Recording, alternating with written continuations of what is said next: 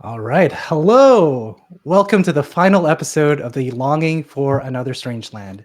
My name is Ross, and I will be your guide. Before we get into the exciting finale of our series, I really want to chat and talk quickly about the two incredible fun charities that we're fundraising for. In Canada, we are fundraising for Second Harvest. They work with food businesses from across the supply chain to redirect surplus food to not for profit organizations in every province and territory. And in the US, we are fundraising for First Nations Development Institutes. Their mission is to uplift, sustain the lifeways and economies of Native communities through advocacy, financial support, and knowledge sharing. When you use the donation link, it'll take you to the First Nation Development Institute donation portal. But know that if you make a donation there, we'll match that to Second Harvest here in Canada. So thank you for your support. Thank you for joining us for our finale. And we're really excited to get going. A lot of nerves before getting onto the screen, but I know that this will come to a satisfying conclusion. I think. Speaking of conclusions, we can go around the table to say our hellos for the last time. Let's start with please say your name and your character's name, and we'll start with Kenny tonight. Hi, I'm Kenny, and I'm playing Uppo. Uppo uses he/him pronouns, and I am 1/4 of a podcast called This Could Get Dicey. We play D&D and other TTRPGs that we sometimes make. I wore my one and only Filipino barong just for hell yeah, finale tonight. Nice. Go Philippines. Yeah. Woo, Philippines, woo. Let's go over to Fish. Hello, I'm Fish. I'm all over the interwebs as Fish Finley. I sing, I draw, I play games. It's a very fun time. Currently, the biggest thing I'm part of is the Crit Awards. Big announcements coming soon. We just announced all of our categories. Voting opens up, or the initial nominations open up at the beginning of next month. So stay tuned for all that. It's going to be very cool. I am playing Vina, a 4-armed, 2-winged, 2-legged beacon of chaos. Excellent. And we'll go to Andy. Hi, I'm Andy. My pronouns are they, any. I'm playing Sora, whose pronouns are they, them. I play one of the characters in Magnificence as a little anarchist ranger guy. I am hoping my little gender non-conforming rainbow person makes it all the way today.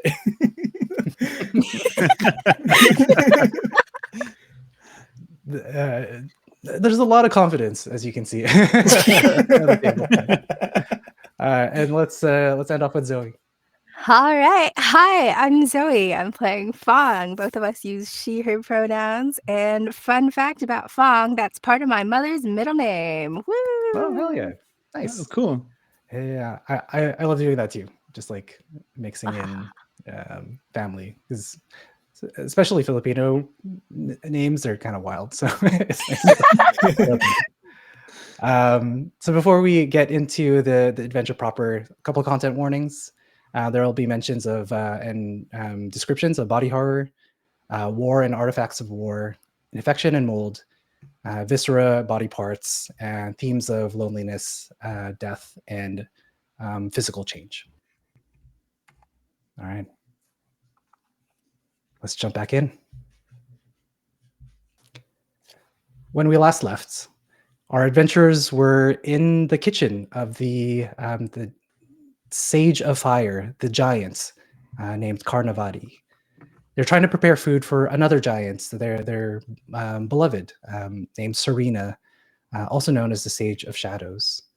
It seems like this is the only way to obtain a blue kora, an artifact of immense power that Serena seems to be protecting. Our injured heroes have finished helping Karnavati prepare the feasts. My big question, now that you are seeing in front of you gigantic plates of roast vegetables and meats and stews, fruit that are the size of buildings, How are you going to get all this food to Serena's hall?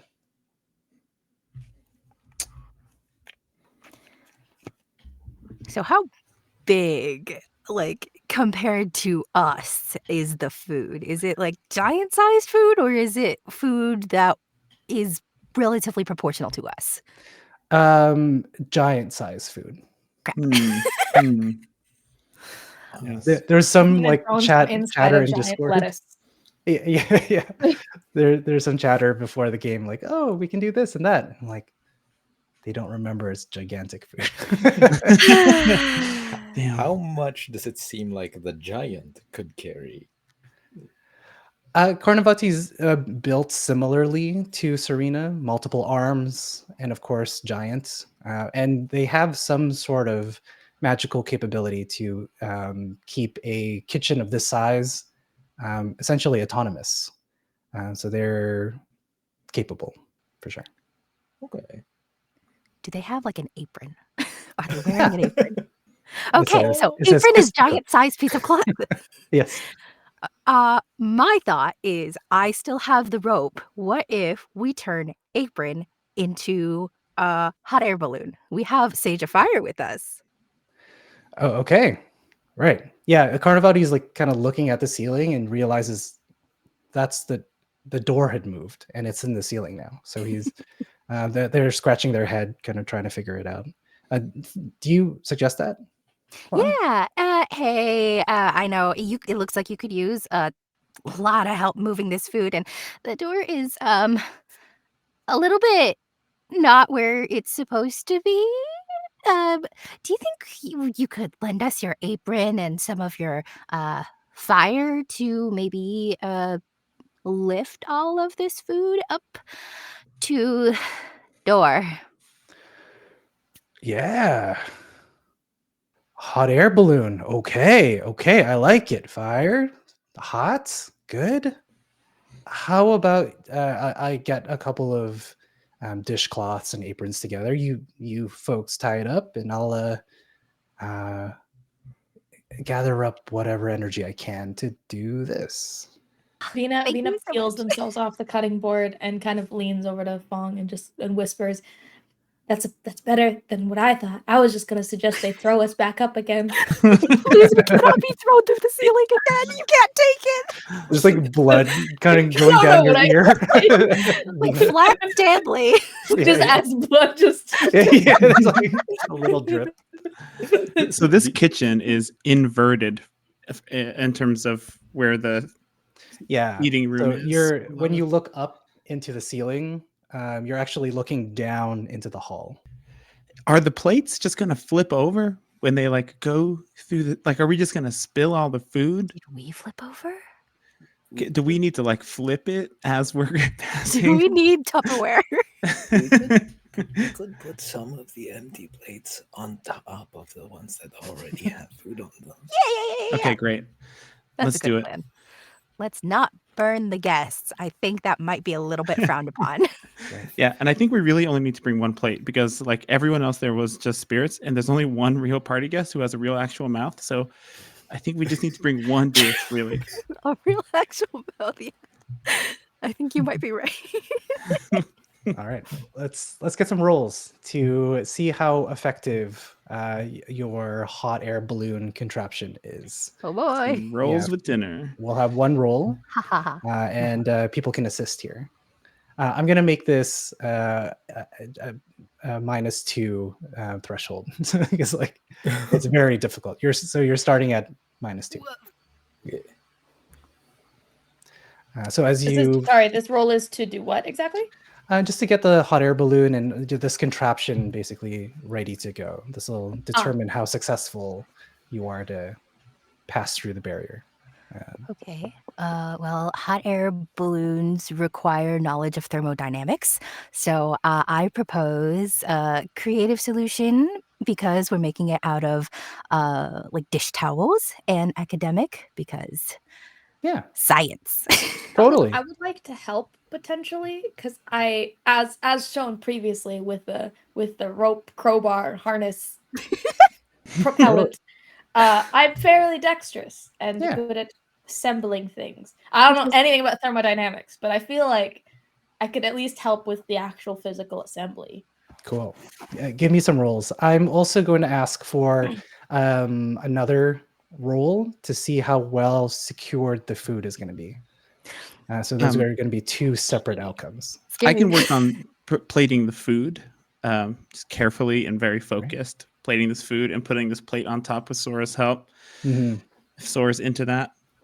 Yeah, I think so too. I think as we're sort of arranging them, Sora is focusing on carefully observing that we didn't miss anything, that everything's secured, like sort of just double checking. Yeah, totally.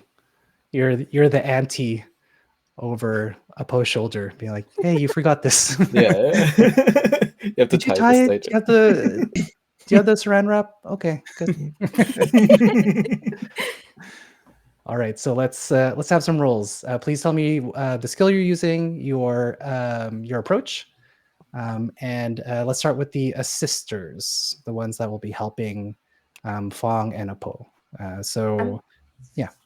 I'm gonna do concerted and tinker, but I don't have any points in tinker, so there's a total of 2 is my goal here. Great. So you need to roll 2 or under. Mm-hmm.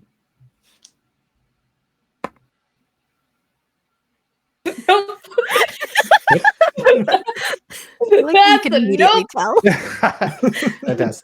The blood's in my eyes. I just can't see very well. Great. Do you have not wiped it off. You're just like letting it drip. What do you mean? I'm not bleeding. Does Vina have any relationship, any bonds with? Yes, with that's. Fong? I have a major bond plus 2 additional minor bonds. Great. So you'll take that too, Zoe, as you make your roll. Okay, so I'm going to use creative academic. So 4 total minus the 2. So the -2 will be negated with your Bond, bond from. Cool. from Okay, Vina. so just 4. 4 and under. This is doable.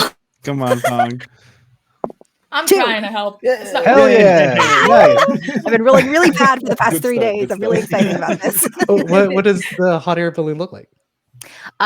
It's I don't think dish towels are necessarily big enough for the full hot air balloon. So it's a little bit like patchwork quilted, very little bit fuzzy, stitched together with the rope.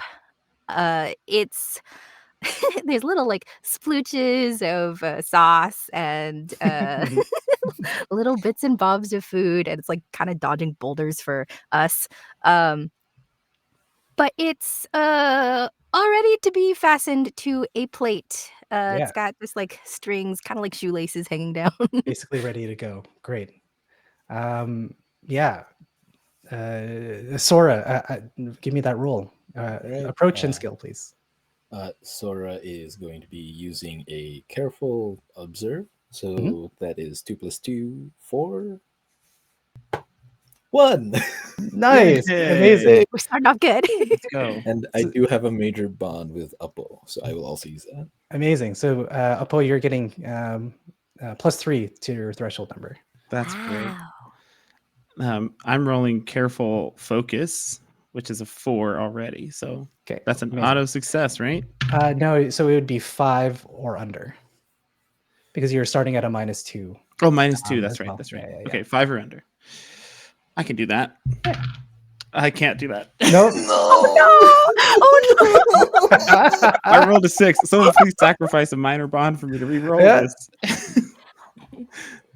I would. No, but no do we want one to wants do? I don't actually have a minor bond with you. I don't think Oh, it's okay. Apo is a Devon. People don't trust him inherently. I think that makes I sense. do have the bell. Sora has an extra minor bond with Apo, which Sora will use. And I think the idea here is Sora does feel guilty that we're doing a lot of very like dexterity based skills that unfortunately they just can't help very much in, and they're feeling a little guilty about that. A little resentful there. Amazing. So we in Arc you can spend or use up a minor bond to give the person that you have a relationship with a reroll. So there's negative narrative implications, but Kenny, Give me that reroll. Okay. You say smiling like evil. That's a 1 that time. Incredible.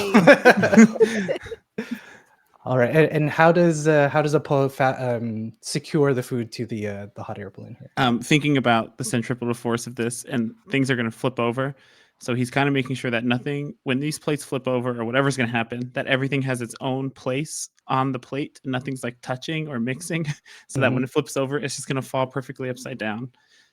Yeah, into sounds good. The same exact formation. Awesome, fantastic. Carnivati kind of looks over this contraption and says, "Yeah, that's a thing. Let's let's go." And they're looking up to Serena. They seem excited, like they haven't seen their beloved in so long. So without really asking, Carnivati just grabs the 4 of you and gingerly places you into a pocket in their beautiful finery that they're wearing. Oh, this is nice. Yeah, very careful. They're very and kind, incredibly warm to the touch as you get kind of tucked away. And Carnivati says, "All right." And with a snap of their finger, a ball of fire that is dark and primal. Sora, you actually recognize that this is Blight. They create this ball underneath the hot air balloon canopy, and it starts to rise. And it rises, this ball of fire rises with, as if it's locked in place in where it should be in this contraption. Carnivati kind of holds on. This is more like a Mary Poppins umbrella to them than an actual hot air balloon. But it rises and raises them up, and they're surprised at the stability of all of this. You begin to rise through the ceiling, and as you pass the boundary, gravity changes, and all of you fall.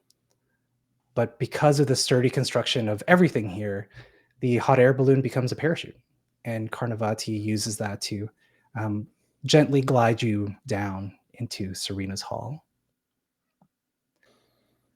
Serena lights up as Carnivati runs over and embraces them.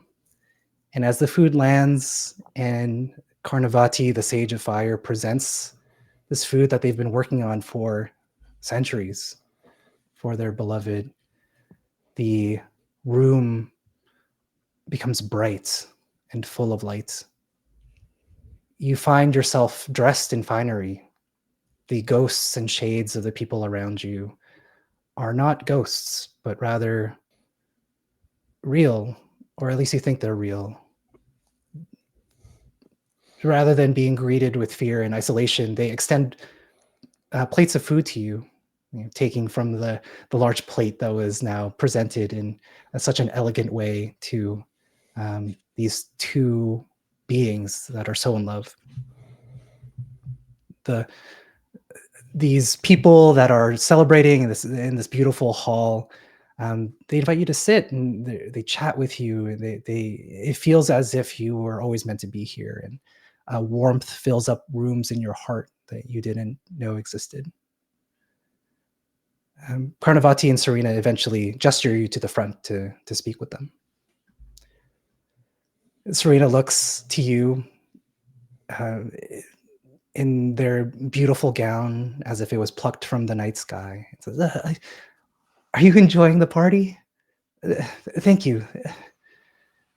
I don't know. I don't know what to say."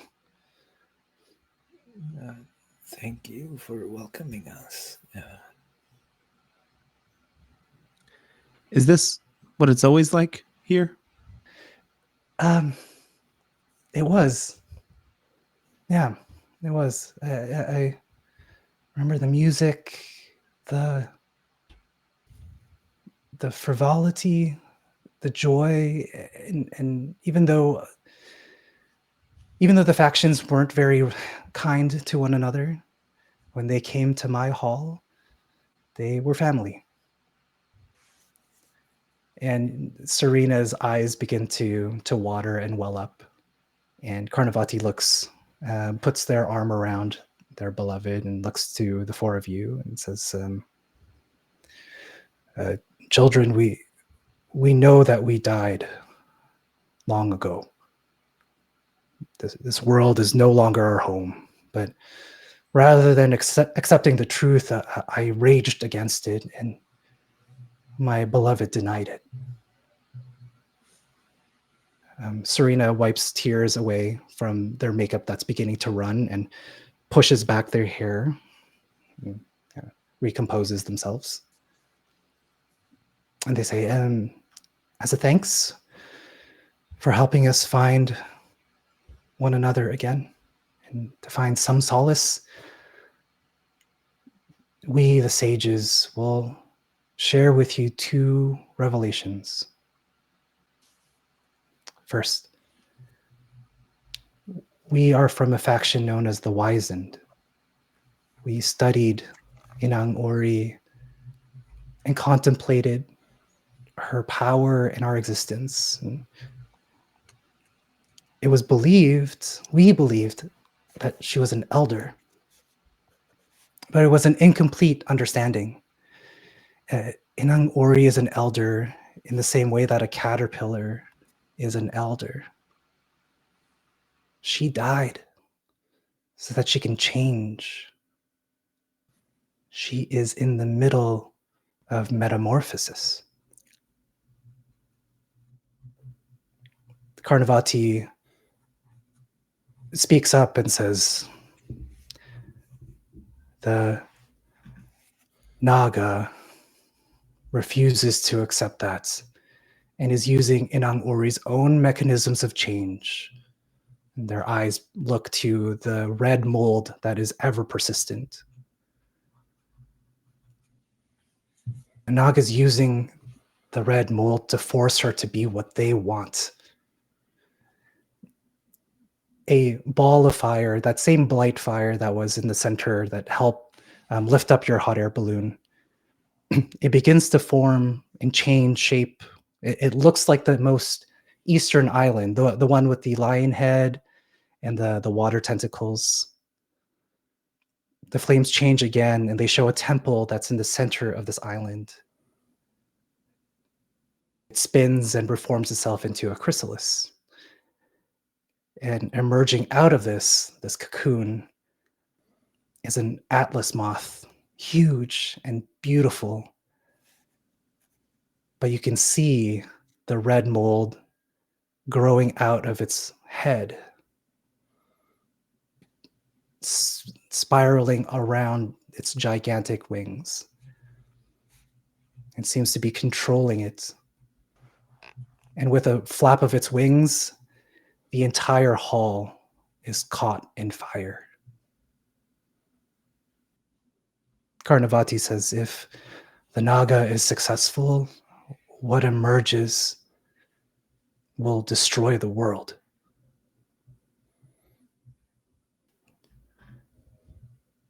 The Serena continues and says the second revelation is a painful wisdom that Inang Ori tried to once share through a prophet. She had sent a young girl to speak to the factions, and instead of listening, we tried to deify her, use her in political maneuvers. But she had something to say. Inang Ori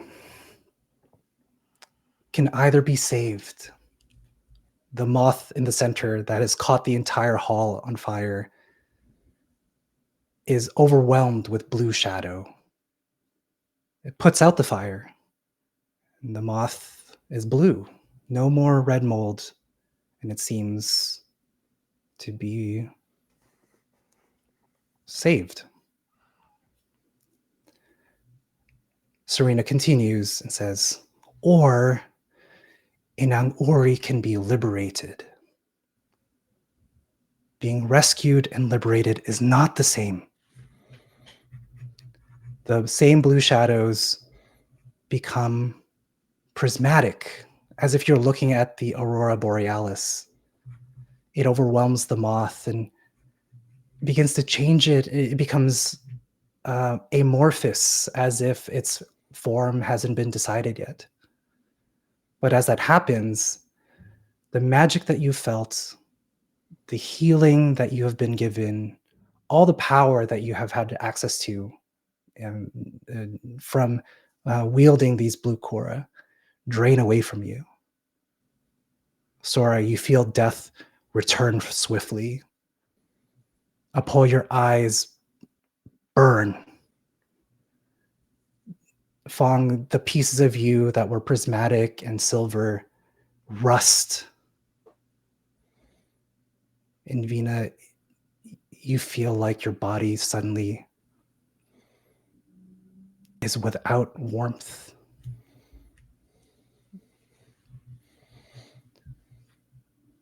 The prismatic glow fades. And Karnavati asks, will you rescue her or will you set her free?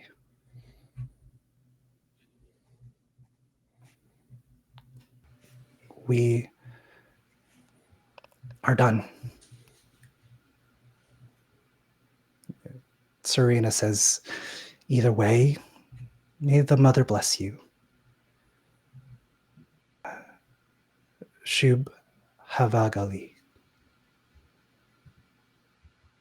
And Karnavati says, Wan Shiryu, Jayo Jayo. As they begin to fade, the bright hall, the frivolity and the music disappear. And you see the hall as it truly was, a derelict stone hall. Instead of the giants, you see a single statue with 8 wings and 3 faces. 2 wings hold swords. 2 wings hold balls of fire. 2 wings seem clasped in contemplation. 2 wings hold blue Kora. And a 3rd Kora is in the mouth of the center face. At the base is inscribed a poem, part of which you read earlier, but at this time it's complete. And the title above it says, The Passing Words. What do you all do?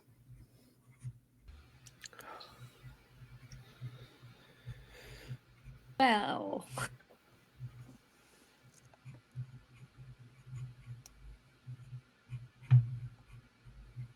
Lots to digest. no, not at all. No, not at all. It's We easy, got a lot easy to talk choices, you know? about. Oh man. Mm, I guess I'll look at my friends here and say, I mean, we don't want the route that results in this going away, right? And I'll hold up a piece of the blue Kura. Like, this is great. This is better than anything we have back home. You're talking about the route where we liberate the moth? No, I want to rescue it, because if we free it, then this stuff goes with it. I think maybe. I mean, did y'all feel it? Like it was leaving as the moth was leaving, and Yes. this big cool caterpillar that we're on is awesome, and the blue stuff that comes with it feels great. Maybe you could do a lot of good for us back home. Well, mean, if I they don't- are. Sorry, go ahead, Vina. I don't want to feel like that again, because that felt like all of me was slowly draining. But I don't know if I want to feel like that if it means that we're kind of trapping Mother. A lot of the old stories make more sense now. They talked about conversing with Mother. They weren't all just doing things based on our own intuition. when things were good, when things were in balance, it was when Mother was part of the conversation. I think if we can make it to where they are, to where they still live, we might be able to have a conversation where she gets to have as much say as we do. I think we should talk to her if we can. This might have something to do with that. Sora gestures to the passing words beneath the statue. The Grave Feeders talked about the rituals for sending off the dead. Passing words, they called them. Conversations to let Mother know that the work was done and that they were ready to rest. None of us know those words now, but they're here. I think it would do us well to read them. If for nothing else, then for the giants that offered us their hospitality.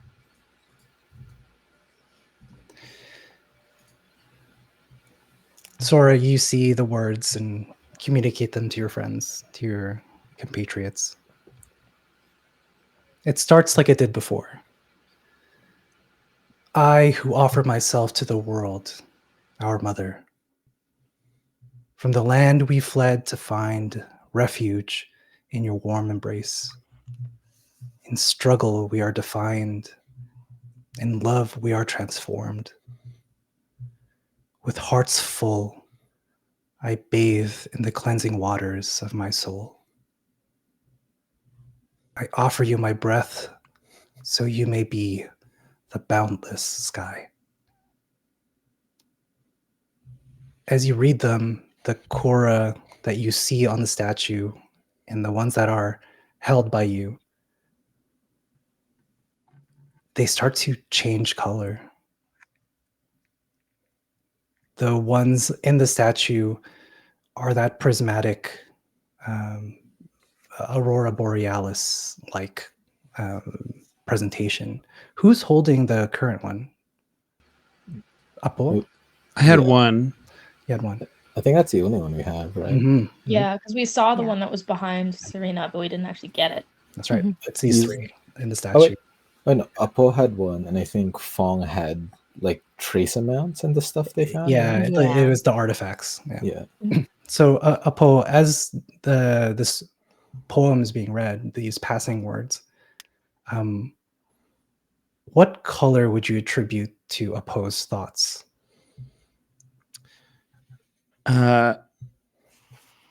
Hearing Apo's thoughts, I mean, hearing himself think about the Kura as something that he wants to possess. I think they start off a little red, thinking of what he has back home. Mhm. And then hearing the words that Sora is reading and the way they're reading them with such reverence, I think it probably shifts to more of a purple and like a calm purple. You look down, and that's the color of the Korra that you're holding. As you notice it, it reverts back to its blue state. It seems to need your intention to change. It wants to change, but I mean, Sora, what you're saying makes so much sense. We should try and get to talk to Inangiri in some way. I don't want to hurt her any more than she's already clearly been hurt. I think that you felt how we will be able to do it. That purple glow just now. Do you know why? Yeah, I do. I mean, it has something to do with being here and this stuff. And I hold up the Kura. Feels like it should be mine. Feels like I have some right to it. which you all know I don't believe that, but I feel like a responsibility or a familiarity with this, and I'm trying to fight that. And I think that color you saw is a reflection of that feeling. Then let's take those feelings to Mother. Okay. Any ideas how we do that? As you say that, the wings on the statue extend, all 8 of them. 4 feathers descend, carrying the remaining Korra, the last 3. These huge feathers that hold Korra fall down, and as you, Apo, stand closer to them, they begin to float. These are featherboards of the Bento Hangin. They will allow you to move 10 heights, essentially 60 feet, per turn in any direction. Yo, we get to surf in the air. Dude, let's go. I'm gonna Marty McFly this. They require Korra. They require your focus, essentially. But I think Vina's gonna see it float above the ground, immediately light up, and like yeet herself onto it. it's like full on. That leap first. Yeah, in the top corner. All Yeah. right. Let's go. I mean, Fong, you're the brains here. Where do we, based on the map and what we know, is there somewhere we can go to find her? I mean, all signs point to east, do they not? The giants did say that she was resting In the was temple? it the head? In the temple, yeah. I guess we don't need to island hop anymore. A little bit moving from one instability to another instability. Yay! Oh, come on. Vina's gonna like try to like encourage you on Fong. Apo, may I ask you to tie me to the board? I have no means by which to hold on to it. Sure, absolutely. It's just gonna be on the sword and Sora hanging off of it like all the other time. I'll say, Sora, let's the Kura has done so much for us. Let's see what it can do for you when you get on. As you step on, Sora, holding a Korra of your own, the feathers, they have like a soft down in the center spine. They actually hold on to your appendages. Oh, that's He nice. melts. That's cool. Accessibility. She thinks of everything. All right. So the 4 of you hop on, each holding a Korra. Yep. Mm-hmm.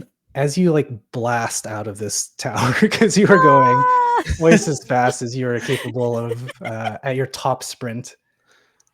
Sora, I don't know if you've ever gone this fast before. You see a better view of this chain of islands, this tower climb than you've ever had before. From the shore, it looks like pieces of meat held together. But as you get a different perspective, you can see that there's this intentionality, as if it was woven together. There's a story in the threads, and they seem to be pointing to the tail island, where you see the bulk of the red mold being extruded from. There is a directionality to that mold. It seems to go out into the water, moving towards Devan Uri, the city that you're all from. But most of it seems directed towards the temple island, the lion head with the water tentacles. It might be safe to assume that if you were going to try and talk to Inang Uri, the mother, might be easier if this red mold was dealt with. But I'll leave it to you. Mind if we make a detour? I think we must. Maybe those arson skills. I didn't say it. But maybe. I have never heard of such outlandish stories. Like I said, not me. I didn't say anything. Vina is standing there like she's been vibing, like her wings just kind of spread out, like kind of just like enjoying the feeling of the airflow. And you say arson and are just like, oh, having this like, oh no, I didn't say it thing, and she's just slowly turning around, just going.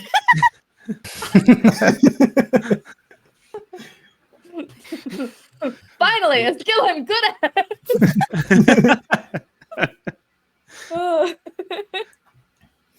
So down towards the mold, I suppose. Well, the Korra did manage to purge the blight from Fong. It We did. might be able to do the same thing. I am trusting the Korra. We're gonna be fine. We're gonna cure the mold. Your core actually flickers and your board falls for a second. And then it turns back on, and then you're like back in the floating No, stable position. Darn it. Vina, are you okay? Are you feeling good? We might be going into some danger here. I mean, I'm fine. Blood still dripping down the side of their Wiping it face. over. Just there in general anything we need. can- I'm doing okay. Is there anything we can do? I say with like wind blowing like through my mouth and stuff. Is there anything we can do? This is an efficient windboarding ride. Venus, I mean, I don't know if y'all have like some sort of medical pack or something that could be helpful. But I'll be fine. Lena, fly a little closer towards me. Reach into my pack through the alchemist's tools. There's a rare crushed herb in there that is supposed to be good for disinfecting wounds. Vina reaches in and grabs it. Is it this thing? Yes. Please don't hold it up to the gale force. Yeah, it's like- winds. Falls out of your hand. Oh Oops.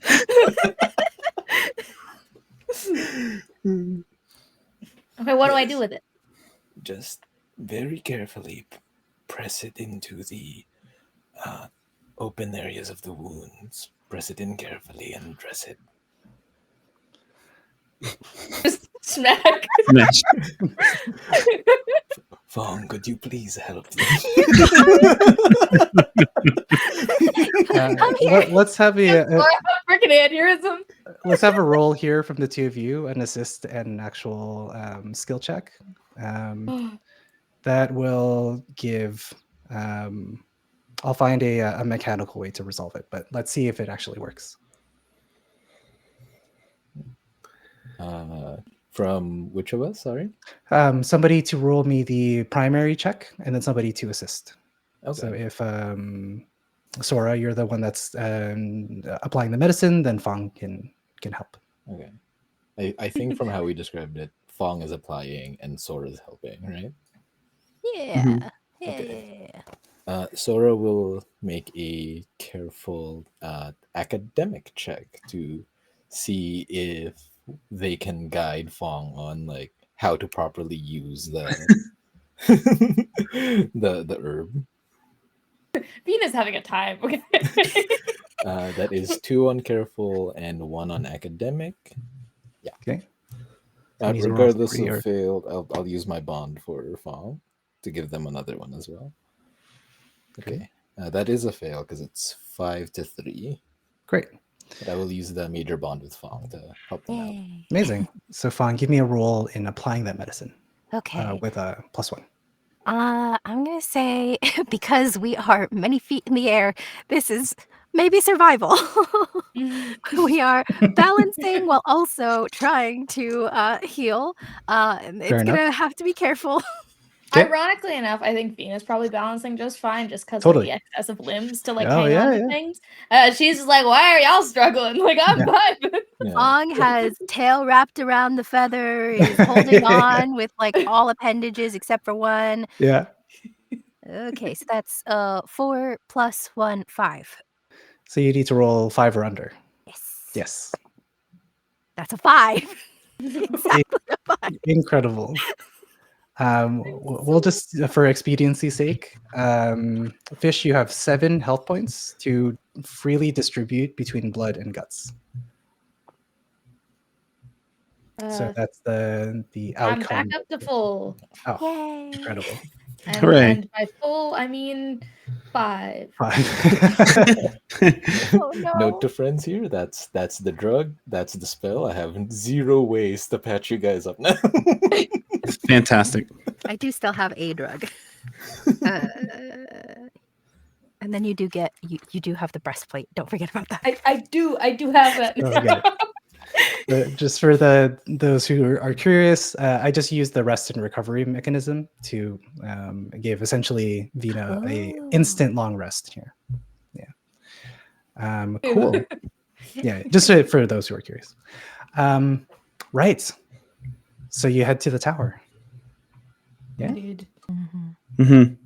Uh-huh. Great. Mhm. Excellent. So the 4 of you fly towards the last Paifeng, the last tower on Tail Island, the largest, only second to the Temple Island, where the lion head and the water tentacles are. When you arrive at the opening, the gates of this Paifeng, you look up, and rather than seeing a beautiful tower made of Korra with complex engravings and beautiful decoration, it is completely covered in red mold. That does not seem good. Agreed. Don't love that. So how we dealing with it, folks? Well, the Korra chased away the thing from my finger. Maybe we just start there. What were you feeling then? What were in your thoughts? Oh man, now I have to actually think about what that was at the campfire. A little bit of apprehension. But warmth. Confidence. Contentment. All right. Well, if Apo was able to make the Kuro shine purplish with their thoughts, if we can focus on those feelings, maybe we could do something else. Yeah. Why don't you try, Fong? It did work when you used it. Mm-hmm. Okay, yeah, I can try. I'm going to need an Arcana roll. For Oh no. Assists would be helpful. It's just going to be flat, just because. Yeah, I do Arcana good. Uh, I don't know I do Arcana good, but I do Arcana real good. It doesn't have to be fun, but I will present it out there that to utilize the Korra in this way. Sorry, I guess I'm missing is this the role for like what we're like physically doing with the Korra? If you're going to try and use it in some way, or It's- like unlock its power, or figure out how it works, Arcana here. I think Vina's gonna. If you're okay with this, though, I don't want to like steal your moment here. If you want to make this roll, but I think Vina could like, because Vina's also got a piece of the Korra, and they are very easily distracted by shiny objects, and this shiny object lights up anytime she thinks thoughts. And so as we approached the building and all that, all Vina could think was arson, and then the like the piece of Cora like flickers with the different colors, kind of to mimic the way that her thought is going, like, ooh, fire, ooh, shiny, oh my gosh, it lights up. And is now spending some time like looking at it, going, and is trying to do the big think. All right, an Arcana here, and if you'd like to assist here, Fong, you're welcome to. I would love to assist. I'm definitely using our bond. You know, we both love fire. And breaking into places, it just feels like an opportune situation for the two of you. All the skills we're good at in one Yeah. place. Yeah. Okay, I'm gonna do concerted and Arcana, Great. and then what? That's 4. So then, what would it be? +1 for? Are you just Wait, giving your Major bond? bond? Yeah. Okay. I have terrible Arcana. I have 0 Arcana. Great. I think just the major bond would really do the trick. Okay, I'm not one for the magics. I believe it's roll 5. 2. Incredible. You, I'm good at things. Vina, you're standing by the door. You've kind of like meandered and found yourself getting at this door that's covered in a thick carpet of red mold. The light from your Cora starts to emanate. What happens? I think Vina is like very zoned in, so she doesn't realize that like her body has kind of moved itself to where it is.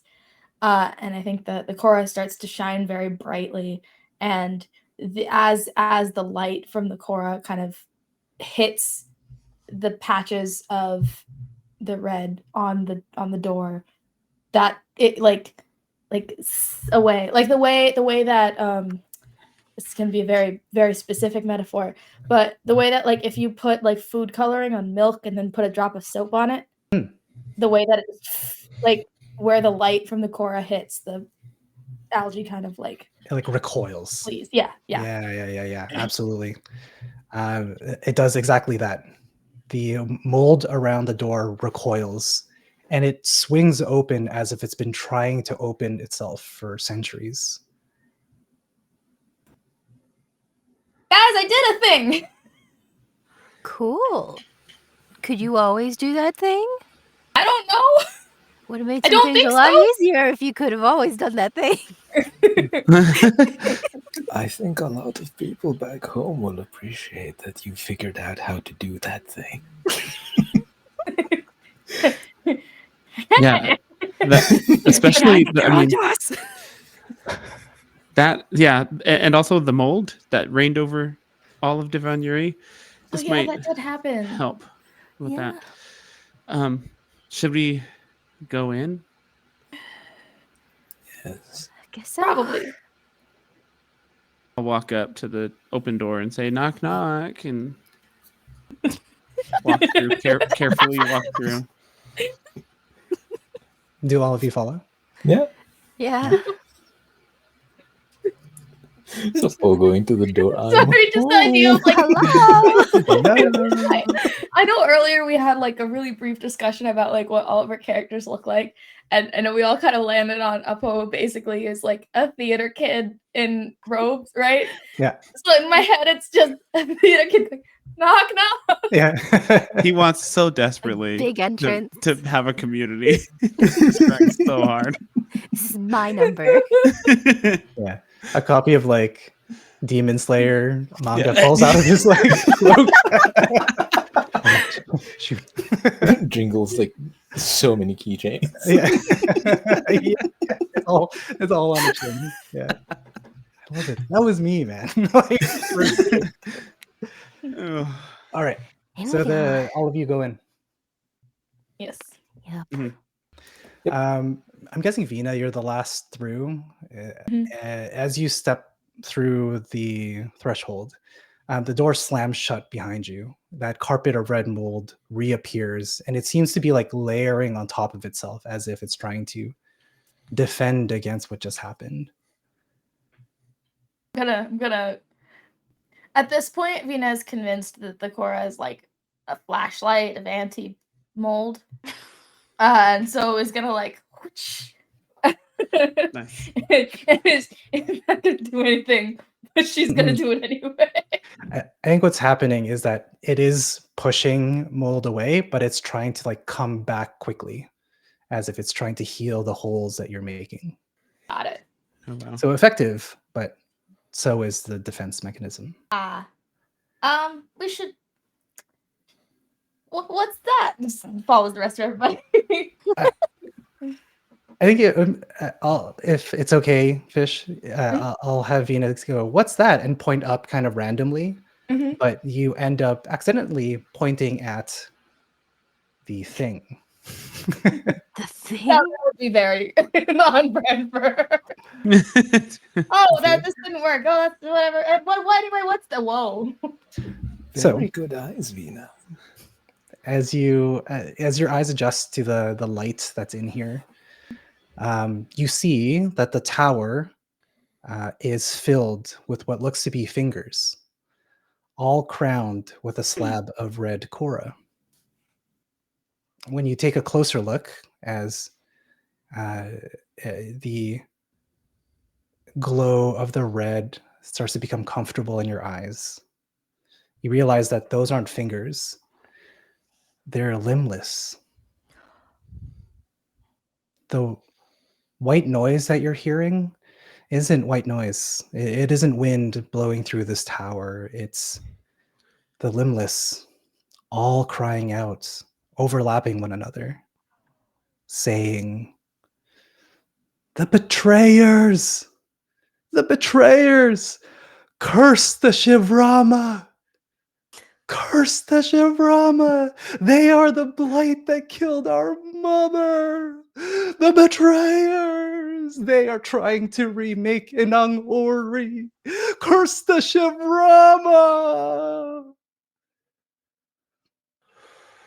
Crawling up one of the surfaces is what looks to be a massive worm. Think of a millipede, but the size of 2 buses. What if I don't think of a millipede? No, actually? think of a big worm. Big worm is okay. But this worm is the size of 2 buses and it's covered in a red mold. There's a section of the tower that is hovering around, and it seems like the section actually have limbless that don't have red Cora. They are holding Cora that's blue and gold and jade. But this worm, this Naga, infects that Cora and turns it red. That's the last bit in this entire tower that's not red.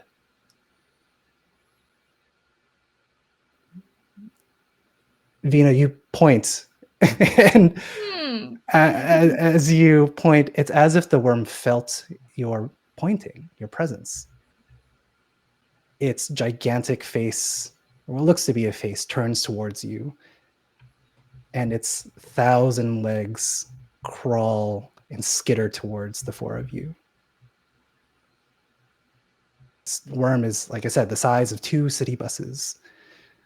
But at the tip of the red mold worm, this Naga, are a clump of what looks like Divan, all holding onto each other like a web of bodies integrated into the mold.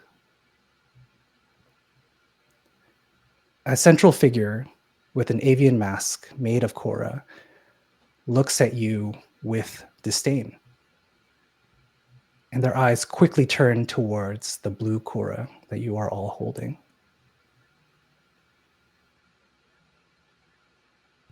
It is curious, but also determined. Like a chorus of voices, you hear the Naga say, "We are the Shivrama, and we will make it simple. Give us the blue cocoa or die.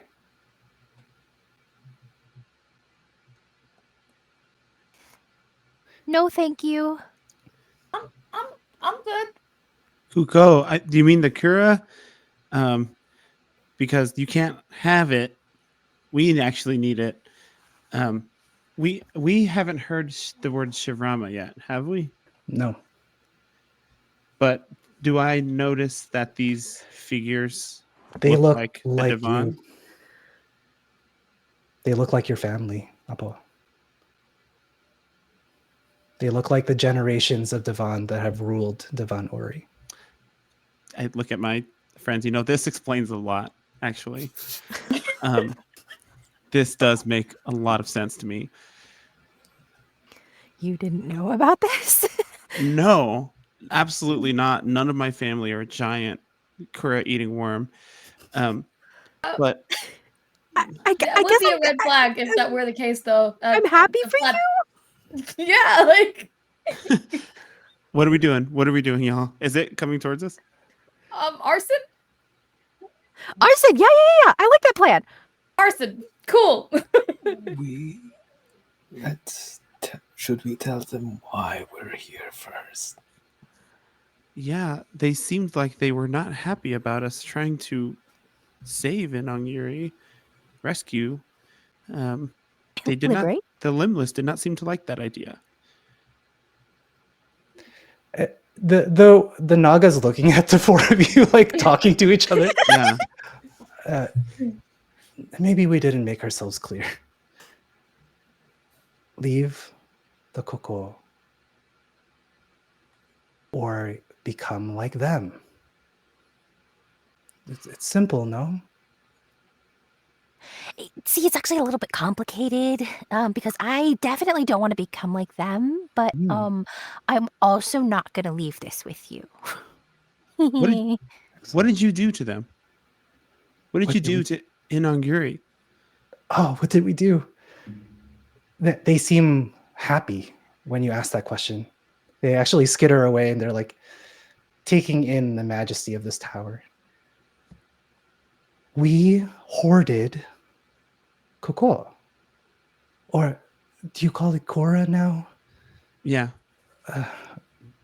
Okay. The language changes with every generation, I suppose. We took it.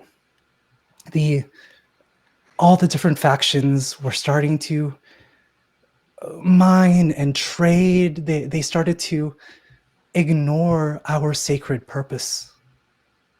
And when that happened, what else could we do but remind them that we are the stewards and wardens, that we are the only ones divinely given the rights to manage this beautiful gift. So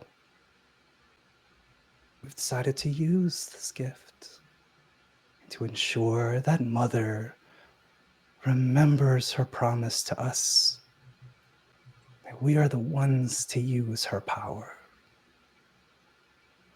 I understand that it is painful to feel as if you were stripped of purpose. I feel that many of my people feel that now. But what you've done, do you not feel as if you've stripped yourself of that purpose now?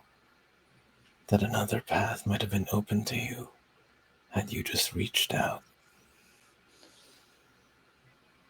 No. This is everything that we've wanted. Everything that was taken away from us. Everything that we tried to warn against. So why not wield it so the children of Inong Ori will remember that we are the only ones to use the cocoa. This, at one time, we all shared a high table together. But imagine sitting at a table with your brethren, just to be ignored. At that moment, as time winds down, No. the entire island, the chain of islands shake as if something is trying to escape. The Naga grins and says, she's almost awake. She's almost awake. Fantastic. Another tremor occurs, this time kind of unexpected by the Shigrama, by the Naga of Red Mold. And a portion of the tower breaks and cracks open. And you see a direct shot from where you are to Temple Island. But in between you and fate is the consequences of actions. And that's where we'll take a break. It's not coming together. Thank you all for joining us for this first half. Let's see how our adventurers fare against a gigantic mold-covered Naga as they try and speak to Inang Ori. We'll see you back in 10 minutes. See you.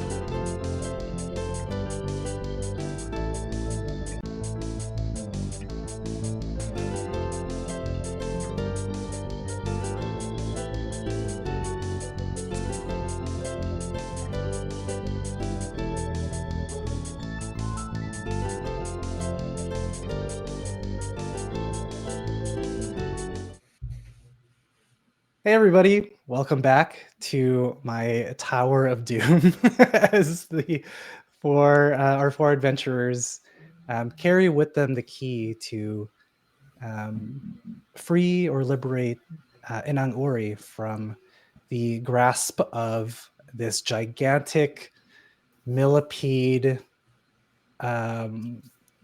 monster, this Naga, a dragon covered in red mold that has the remnants of the Shivrama who betrayed Inang Ori in our first episode. They're not going to let these four get by easily. But before we do that, in Arc, when an hour passes, or at least in our case, the Doom clock moves forward. A moment elapses. There is still one omen left. The last omen is to stop the spread of the red mold. So that's not happening anytime soon. Maybe here, but we'll see. I did roll, but I didn't get a 5 or 6. So the clock moves forward by 1. Okay. To the future. Things are We looking have up.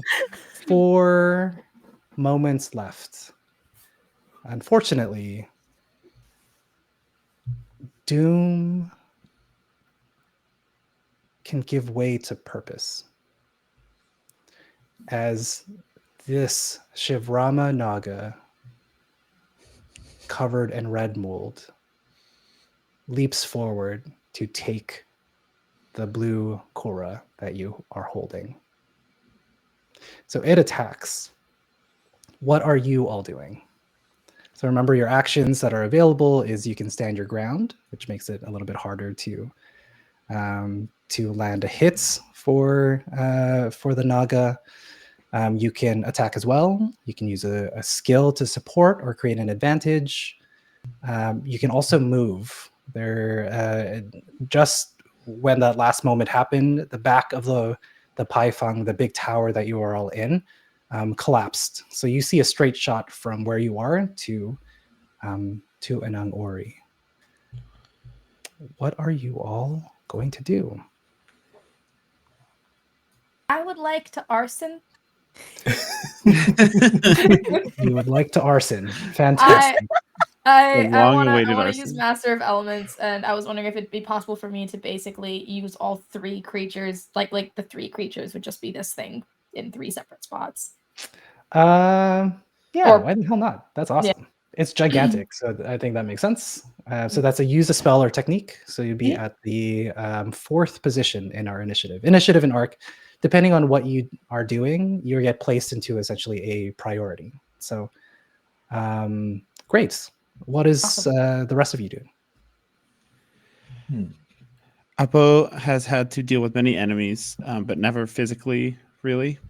But he sees the mask on the Shivrama here, the avian shaped one. Mm-hmm. He's going to pull out a piece of white Kuko himself. Perhaps it was once a Kura or a Kuko like dinner plate that we saw in episode 1 or something. But it's an artifact he's had for a long time, and it contains the spell Unmask the Self. Oh. He's going to put it on. He's like, I've got my own mask, and he's going to put it on, and he's going to look really closely at the Naga here, trying to discern any potential weakness, any ways to either defeat or bypass any secrets that this thing might hold. Definitely. That sounds fantastic. That's such a GM friendly spell. So cool. What are Fong and Sora doing here? I would love to create an advantage Excellent. by quite literally pulling the rug out from under the millipede and the Naga. You just put a rug down and then Yeah, I'm gonna put a From the bag, just a giant carpet. Yeah. Oh, let's lay out this rug for you, son. Sounds good. So essentially laying a trap of some sort. Yay! Okay. That sounds good. So that's a non-harmful action. So you can Are you trying to like give somebody an advantage in their attack, Yeah. essentially? I would love to give I almost said fish. Vina a an advantage on maybe like maybe it just stops moving for a second and we get more direct hit of fire. Good arson. That sounds good. So, spells don't require a roll, but what we'll do is we'll let Fish. You can re-roll one of those 2d6s to get a better result. Essentially, yeah. Would I be rolling the 2d6s 3 times then? Because it's all Mhm. 3. Yep. Okay, cool. So in That's this case, it'd be fire. 4. Drop the lowest. So you'll Yeah, okay. roll it 4 times and then keep the 3 highest. Essentially.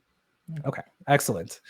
I'm still. That's only. That's contingent on whether or not Zoe can make this roll. So think of a an approach as well as a skill to let you essentially give that advantage over to Vina. And then if on a success, then Fish will get that advantage. Sora, what are you doing? The other limbless that are inside the space, Mhm. they're still alive, right? Mm-hmm. Just infected. Okay. Then I think Sora is going to use only ones who know to, as like the fight is sort of going on, to make their way to the other limbless, and they are going to attempt to at least try and like free them, if not like help them in some way. Okay. So only ones you know is a spell or a technique, excuse It's me. a technique, yeah. and it's the same one that Apo used before, which either everyone knows what you're doing or no one knows what you're doing. And PowerPoint Sora is going to presentation. choose no one knows what you're doing. Great. This is the That sounds opposite good. of a PowerPoint presentation. Yes.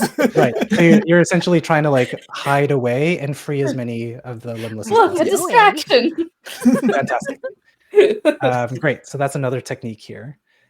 So let's resolve it in this way.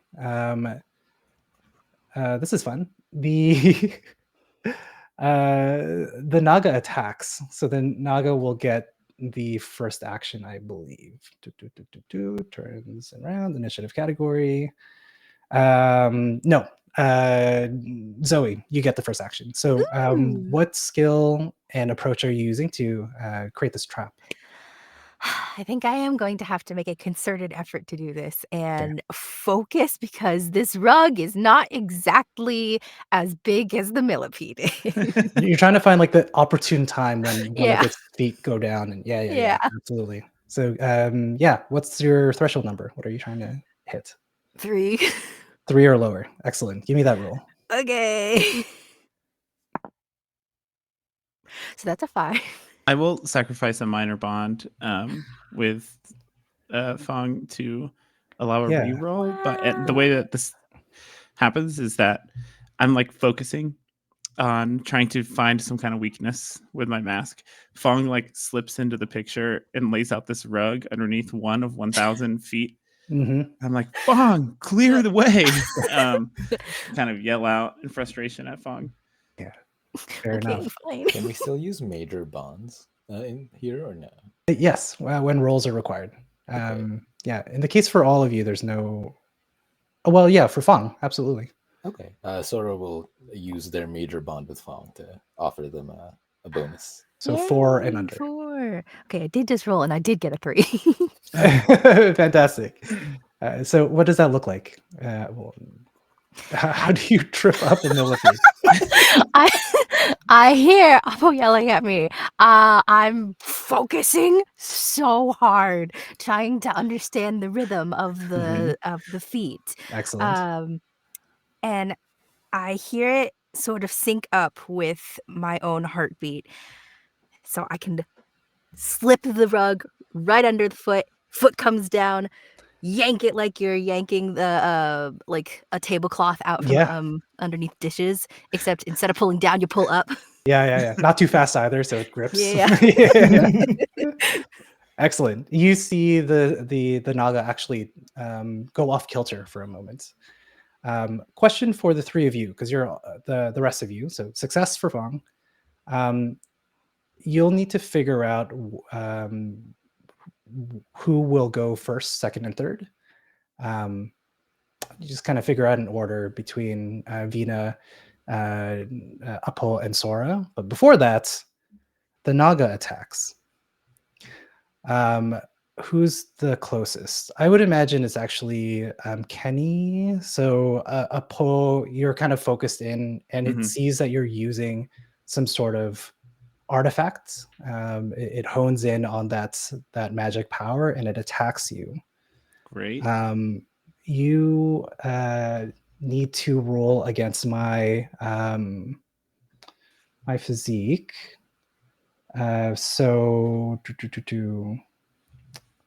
Oh goodness, we haven't fought in a little bit. Do you have any defensive items that can affect my threshold number? I sure do. I've got Iron Briefs, which gives me +1 defense. Okay. Does that affect this? Yeah. So this is going to be a blood attack. So does it give you blood defense or Yes, guts? +1 blood Okay. Okay. Excellent. Right. So that's essentially all you can do. So I have a threshold number of 5. So with your chastity underwear, it lowers my threshold number to 4. Unfortunately, I rolled a 3. Okay, sick. Sounds good. So all in all, you're going to take 5. Oh, I also have one damage here. So you're going to take 6 blood damage in this one attack. Okay. It hold on, let me just quadruple check. That's correct. Damage is equal to the threshold number plus the damage item. Holy shit, yeah. So you're gonna take 6 from that. As it doesn't lunge towards you, it doesn't attack. It actually peels back some of its red mold, and it shoots out bugs towards you. Oh, let's go. And this bug, oh no, this sharpened insect stabs into your shoulder, and it hurts a lot. The same one that was bit by the zombie earlier. Yeah. It's weakened already, and suddenly now you have. It's not actually alive. It is alive at first. It digs into you. It's kind of moving, and then it falls limp. And yeah, you take that 6 blood damage. Whew. Believe it or not, I'm still at 2 remaining damage. You're also poisoned. Okay, well. So every turn, every round, you'll take 1 blood damage. Oh, okay. So you can use a skill to try and like stop this, but it uses up your ability essentially. Gotcha. Tough ones. Yeah. Between the 3 spell users, technique users, who's gonna go first here? I very much wanted Vina to kind of like react with this kind of fire. Absolutely. So if y'all are cool with me going first, that would be swell. Mm-hmm. Fantastic. Go for it. The spell just works. So in this case, roll me 2d6 4 times, and then drop the lowest number because the advantage that Fong had set up worked. Gotcha. Okay, all right. 6, 4, 9. So drop the 4. So 6, and 9. 21. Which is 21. Fantastic. Visually, it looks as if Vina is kind of caught aback by the lunge of the millipede boy of doom, and in like this kind of surge of like the adrenaline and the kind of magical pressure and like this new connection she's got with her abilities, all of a sudden just like at 3 points, kind of along the back of this thing, it just goes in flames. Absolutely. You feel drained, but you know that you landed a clean hit. It was 21, right? All in all? Yes, altogether. 21. It only lands 20. But it looks badly damaged. It looks badly burnt. The places in which the explosions occurred, the mold isn't regenerating. And you can see underneath that what is actually a millipede are more Shivrama. Oh. Yeah. And they're holding together, but in a poor way. Well, I definitely couldn't do that before. Cool. Would have been very useful before. For things. For things. Yeah, for things. Don't worry about it. Who's gonna go next? Sora or Apo here? I think Apo should go first, Yeah, feel as free. it also I'll- concerns the millipede. Shoo away these bugs from my face as they kind of land in my wounded shoulder, and just look really closely with this mask, with the unmask the self. Sounds good. I think just to clarify order, I think it's Sora first and then Apo. Oh, sorry, Apo first. and Apo then- first. Yeah. Perfect. You shoo away, and then the Naga is unmasked. Let me tell you its stat sheet. I won't tell you its blood and guts, just because drama. But its inventory is it has an attack called Insect Arbalist, so it'll be +1 blood damage. Okay. It also has a capability called Web of Clasp Mines, which is +1 guts defense. Okay. It has 2 special abilities. One you're familiar with. So poison. On a successful hit, you'll gain 1 blood damage, or 1 blood damage will be inflicted at the end of every round. So you're gonna actually get 1 here soon, Apo. Mm-hmm. And it has a very special ability called We Are Inevitable. At the end of every round, I will roll a d6. If it lands on a 6, the doom clock advances. Is this the one you were so excited I'm about? so excited about it. So we'll see. We've done You still have this. 4 dots. It's a 1 in 6 chance. But yeah, seems like not everyone's taking a turn. There's a lot to process there, Apo. So Mhm. let's maybe take a second and let Sora complete your action here. So how is Sora trying to help release some of the limbless from this tower Okay. in a secret way that only they know of? Okay. So now having a bit more context that the Korra or the Koko reacts a lot to intent and to feeling, I think Sora is taking a creative approach with insight Mhm. to move towards the limbless and sort of try and get them to focus on freedom and the preservation of Inauri. Mhm. You're encouraging them to free themselves. Yes. Yeah. Sounds good. Give me your threshold number. Okay. That is 2 on creative and 1 on insight. So my threshold is 3. 3 or under. 1. Fantastic. Nice. An entire section of wall that is kind of accessible within, let's say, 2 heights of Sora. They hear you. They hear your call, and they start to fight against the free themselves from the wall. They're wriggling out of the constraints of the red mold, and more specifically, they're kind of like trying to get this crown of Korra off of their heads. You see them succeed. It's like this bubble of solitude and solace is around you, Sora, to give your brethren an opportunity, a single chance to hide from the gaze of the Naga. They fall to the ground and shake off their red crowns, and they're not really sure what to do next.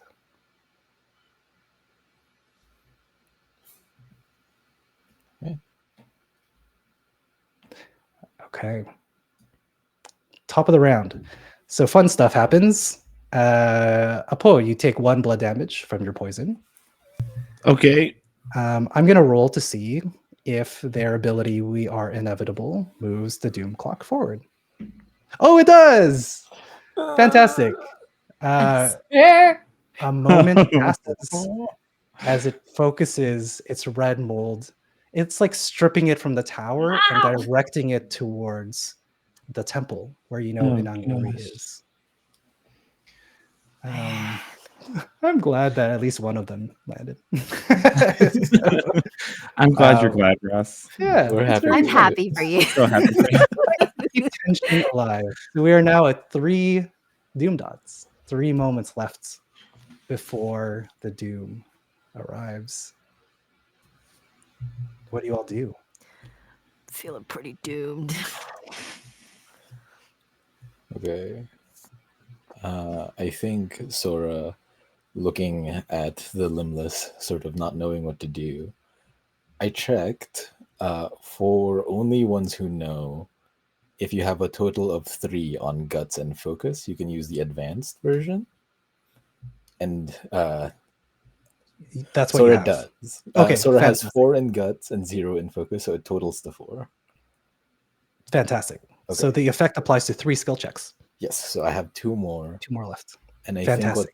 think what Sora is going to do is, as they sort of have this like little section of solace with some of the limbless, Sora is going to talk to them and say, "I do not know the truth behind the old faiths. It is broken and it is segmented, but they speak to us, to our people, being connections to the mind of Inamuri. Things are dire now. We must get a message to her that her children are here, that we may have forgotten, but now we remember, and that we do not wish this faith for her. I am but one part of her mind, and so are you, but maybe together." The limbless look up to the tower. And they realize that though they are small, though they crawl on their bellies, they are many and they are powerful. Okay. Top of the round. What is everyone doing? Very specifically. Because I know what I'm doing. Can you move and attack, or You can only- move. Yeah. You can Just either move. move or attack. Yeah. So the movement is kind of implied as you're attacking. You're like kind of zipping around. But if you're like, I need to focus on moving, remember you have your feather boards. So you can just Yeah. like book it. Or try to as it tries to keep you there. So that's definitely an option for sure. I think Uppo has to move because I have 1 blood damage remaining. I can't take another hit like that. Uppo's gonna try and fly towards the part of the tower that collapsed. Fantastic.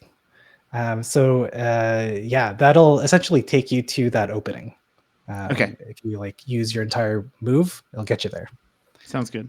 Still need to get to the temple, but it would essentially Yeah. get you out of where you are, out of the Python. I'm gonna call out as I move what I've learned. Take the mask off and call out what I've learned about the insects and the class mind and the poison. I'll also just like present this. All of you can move. You can all go. Like giving multiple targets is probably a good tactic in this Mhm. case. But it's also like really badly. It's holding together just kind of barely. Physically, it looks like it can take a lot more damage, but mentally, it looks like the Shivrama itself are starting to unravel in a sense. Do we still have our feather boards with us, or those are outside, Mhm, right? mhm. Oh, we do. So we have 'em. You didn't Oh, say okay. you left them. Yeah, they're with I'm you. flying. I'm not Yeah, walking. yeah. That's why I used to fly, and I was like, hang on, wait a minute. Roads? Who needs roads? Yeah. Exactly. I'm gonna use spell to like cast out my bound weapon, but I don't think I can do anything else with it because using the spell is the Is the turn. Yeah, turn. Yeah. absolutely. Okay, so bound weapon. We got some movements. What's Fong and Sora doing? I also have alchemist tools and a drug. I would love to be able to, at the very least, just cure Oppo of the poison. Sure. That sounds fantastic. We'll use that as kind of like an overcoming a challenge. So you'll choose an approach, use a skill. If it's successful, poison gone.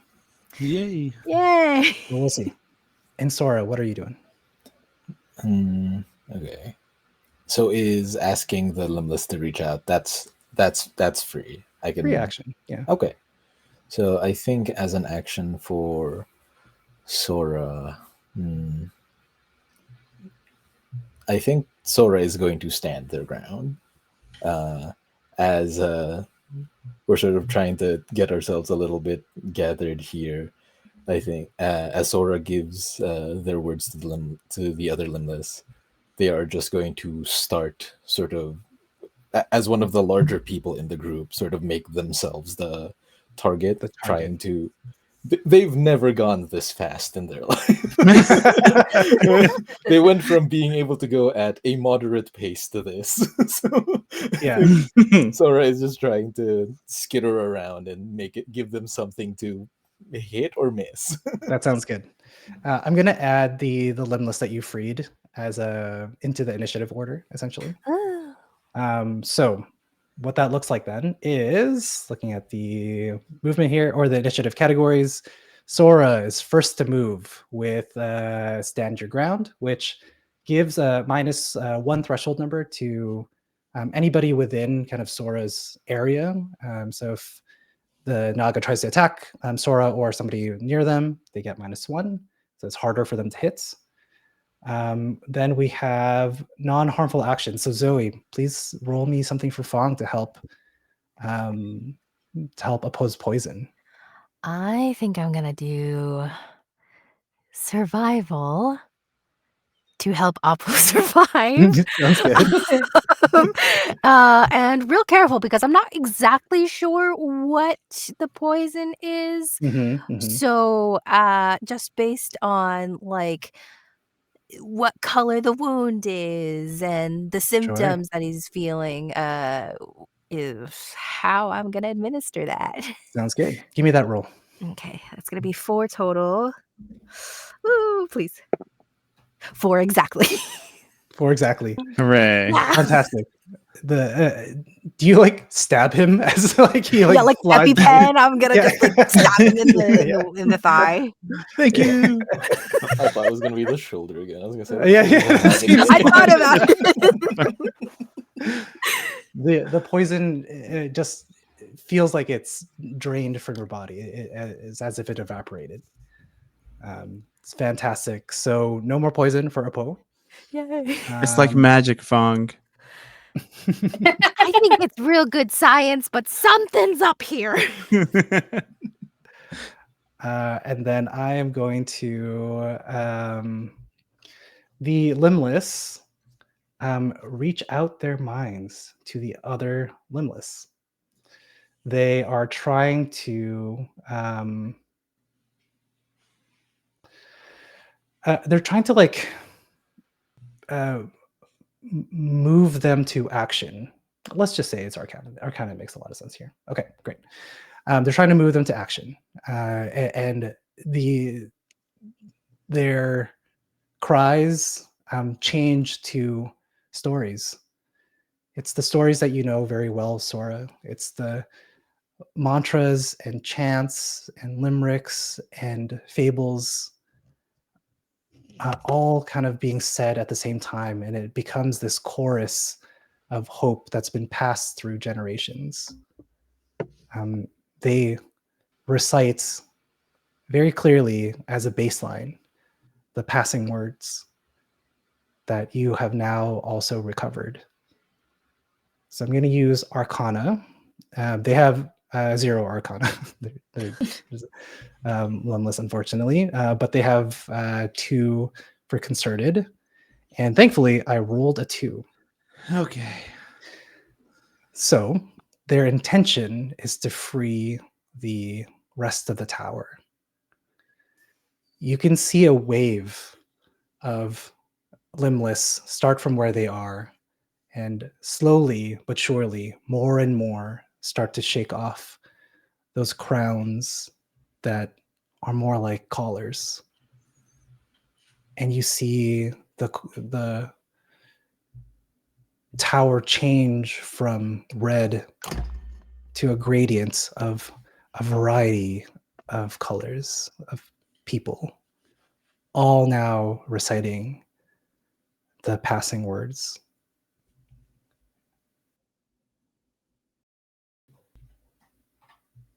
The that's their action. So, oh, great. The Naga is enraged at this, and they focus.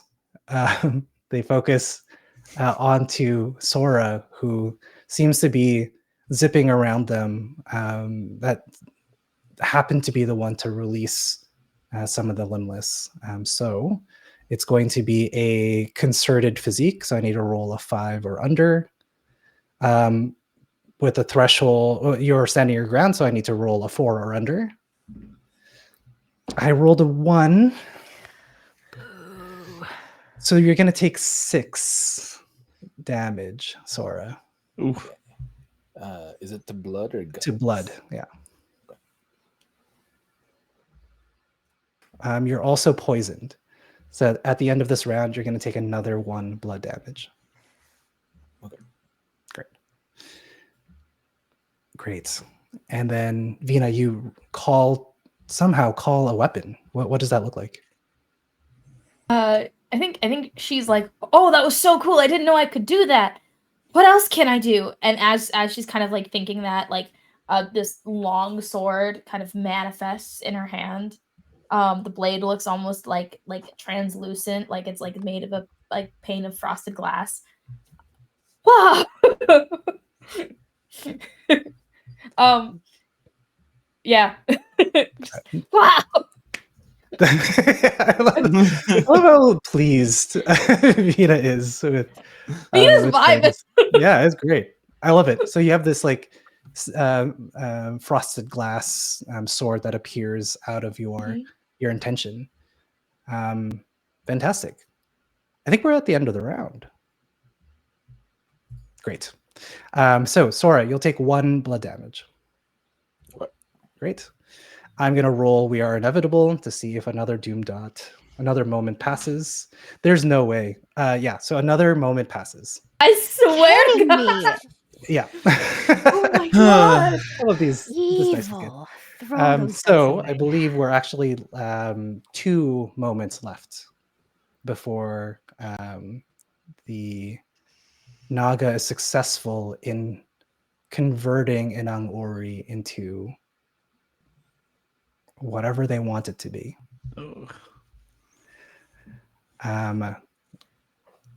Oh, that's so nice to see a clock. I hate that. I hate that. I hate it actually. No thanks. I Awesome. like living. Yeah, and you have just under 30 minutes because 1 moment will for sure pass. Cool. So No, thank you. back to the top of the round. What's everyone doing? We have a poem buzzing out, trying to get to Inang Ori. We have Fong fumbling successfully with alchemic tools. We have Vina with a magic sword, and Sora standing tall, defending everybody. I would like to hop on my floating feather of speed, and try to like fly around to the back of it. Because starting the following turn, I would like to start slashing at its butt. You can do that now. Oh, I can. I would like to slash at its butt. Move and attack. Absolutely. No problem. So you're going to slash. You can do a butt slash. Fantastic. New Pokemon generation attack.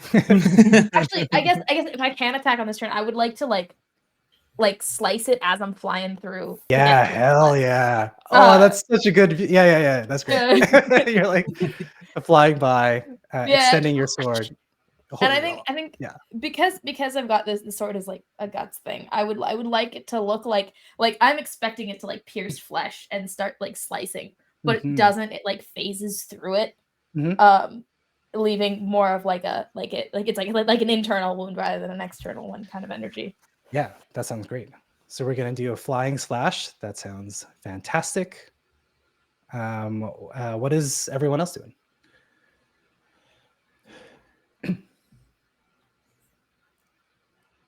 Standing in awe of my greatness. The Shavama are like kind of falling apart, right? Like not physically, but like they're Mentally, yeah. being demoralized.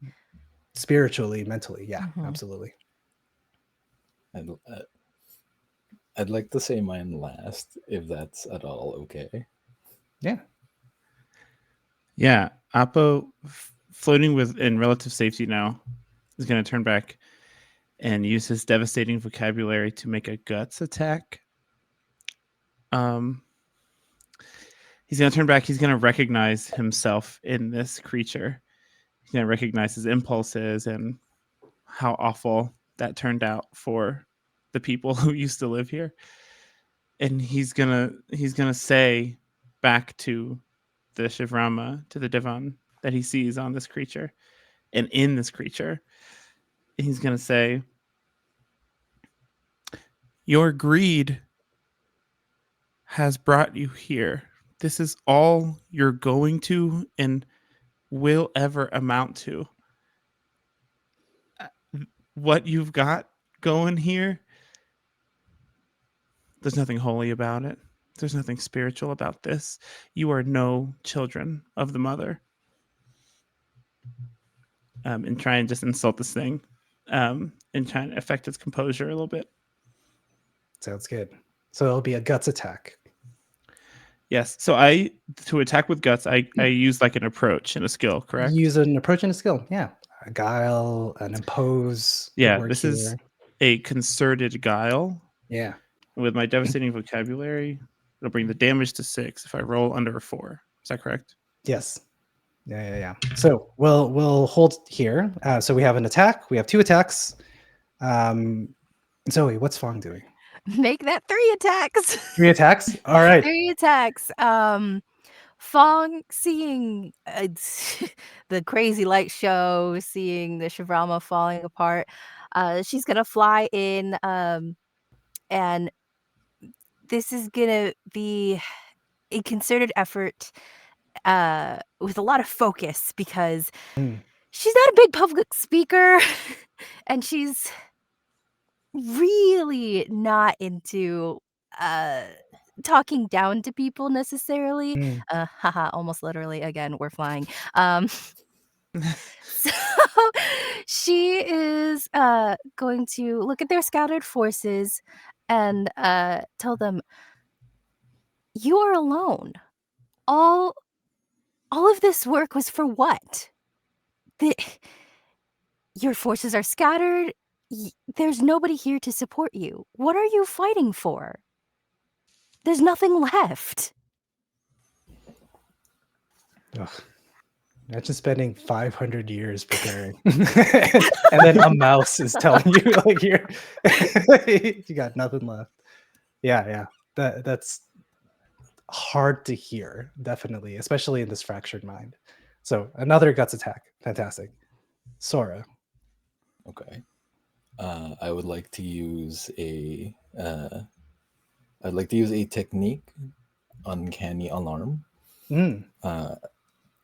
I believe this one is just a question, so I'll say what I'm doing with it.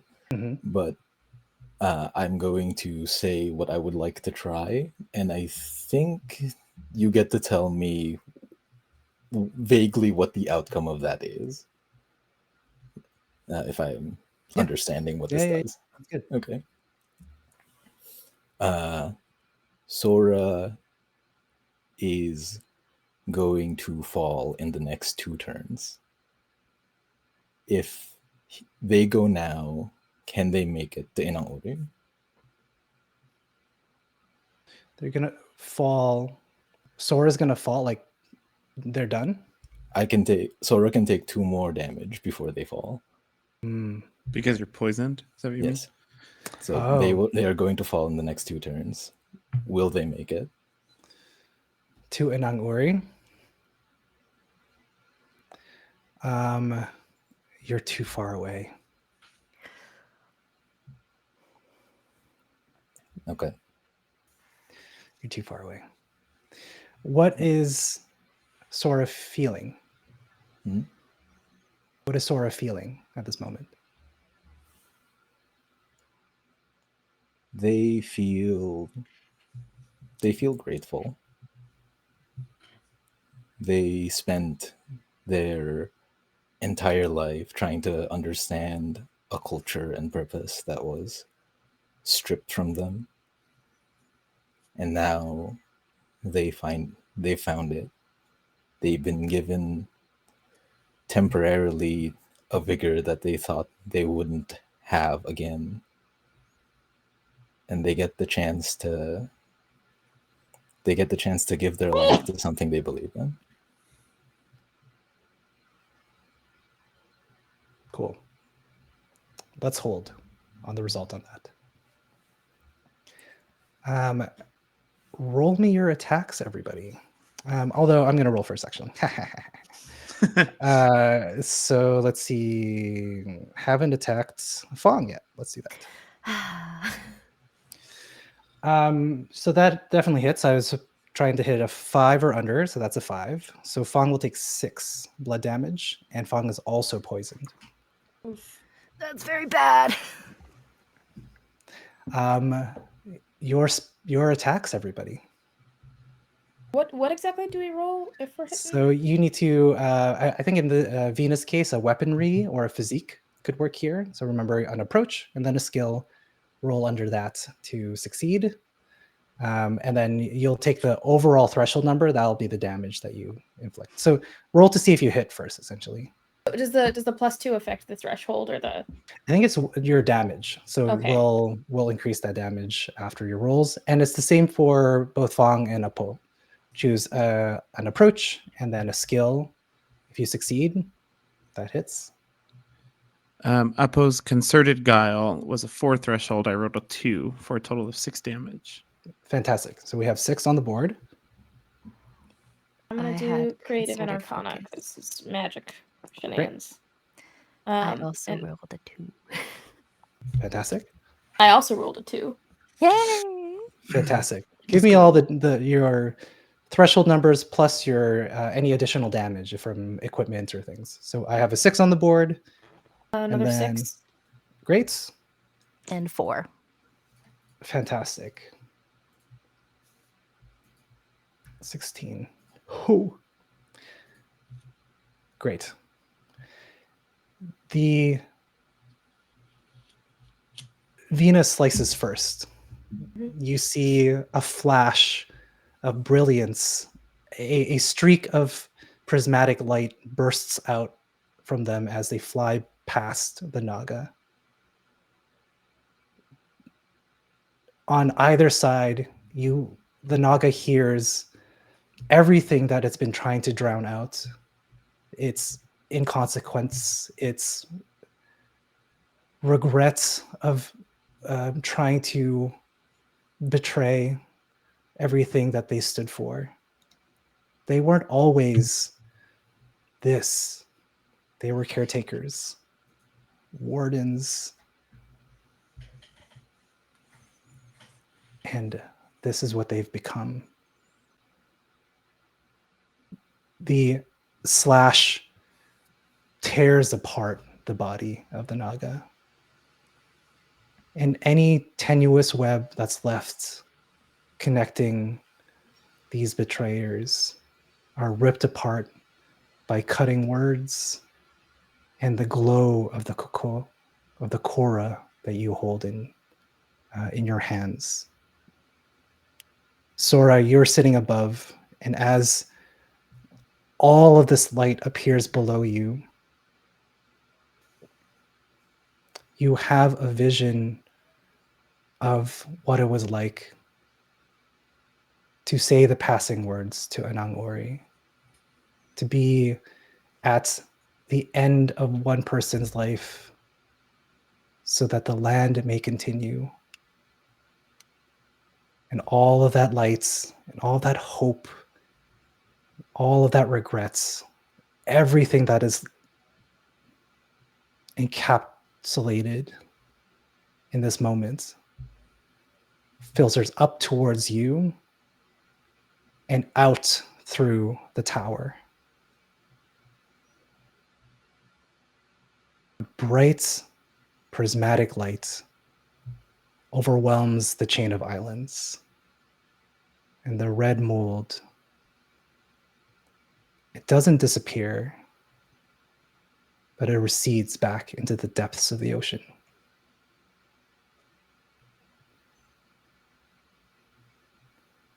It's the end of the Naga, but also the end of this round. Sora and Fong take 1 blood damage. Ha ha ha. Leaving our favorite little mouse at 0. The clock continues to tick, but the path is free as the rest of the limbless begin to shake free of the shackles. Are Sora and Fong still poisoned? Yes. I don't have anything to do about that. I don't either. Sora has one last skill that they can use with only ones who know. Yeah. They would like. Sorry, go ahead. As the battle here sort of concludes, as they know well enough that the group still needs to make it to Inang Uri, and they know well enough that the rest of them don't have a lot of time. Sora would like to find a small, quiet space that only they know, and to offer one last reading of the passing words for themselves. And as they offer this very quiet prayer with no one to hear it, except for the hope that it reaches Inang Uri, they would like to say, I know now that grave feeders such as myself were never meant to offer ourselves to you. We are meant to clean, to remove any blight, such that you might be okay, such that your children might be okay. It is the burden that we were always meant to carry. I do also know that blight exists both in the body and in the mind, in the depths of one's soul.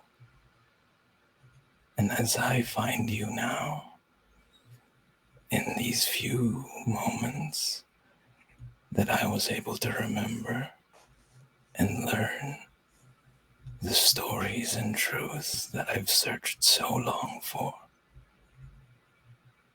that I believe my work is done, that there is not a speck on my soul, and that I would be glad to offer that to you at least.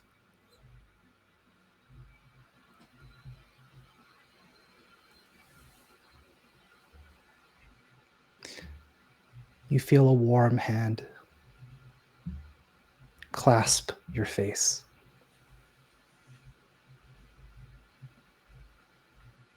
The three of you can't seem to find Sora. That light was blinding.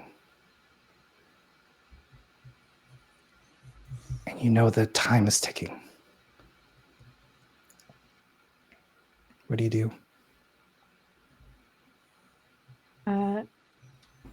Speed in Speak. the vague direction of wherever. Fish doesn't know where to go, so Ye- but Vina, I Vina feel like does. would have looked around and like Vina does. pinpointed where they need to go, and is The gonna Cora, just the Cora does. Yeah. Yeah. Yeah. It moves you to the temple.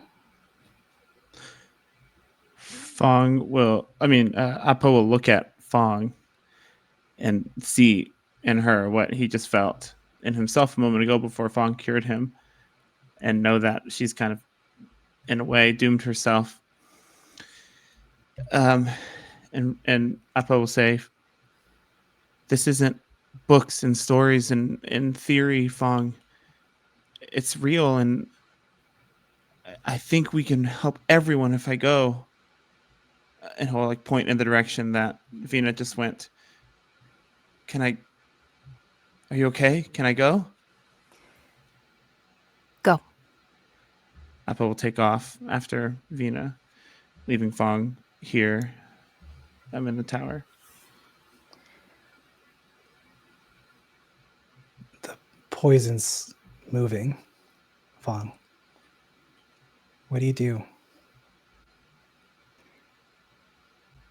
I think Fong can feel the life draining away. But something is keeping her here. So instead, I can take a -1 to an approach, correct? And keep Mhm. going? You can. Until Okay. you have 0 in all of your approaches. I think with this this newfound steadiness and peace,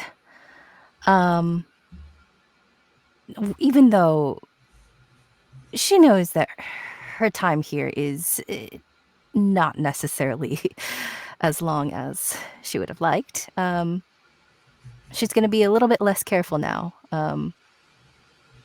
and make sure that those who do have more time will get to make the most of it. And she's going to speed off after her friends. I like the idea that maybe Fong uncurls her tail from the board as a little bit more reckless and just moves. The three of you zoom forward as fast as you can. You fly through forests and ruined buildings and see an incredible temple. In the center of it, as you fly through, is this table. It seems like it's a place of collection and coordination. And on top of this high table is a chrysalis. Within this translucent chrysalis made of Cora, you see a young girl with hair like a lion's mane and braids of water. She's wearing a mask that is reminiscent of an owl.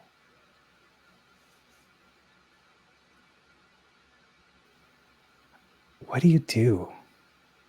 Do you choose to use the Cora to gain some sort of control over Anang Ori?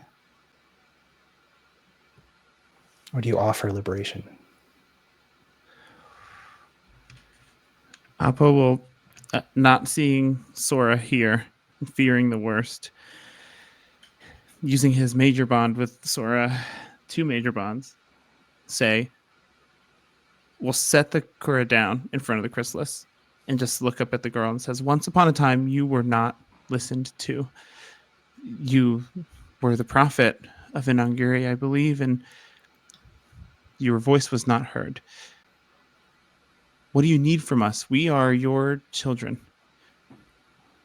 What would you have us do? Is there any response or recognition of us? You see the girl inside is alive. She moves, and the whatever liquid is kind of filling this chrysalis kind of coagulates and crystallizes, and it looks like a Korra, like the ones that you have. But it feels like Sora. It sounds like them. And you can hear Sora quietly saying the passing words.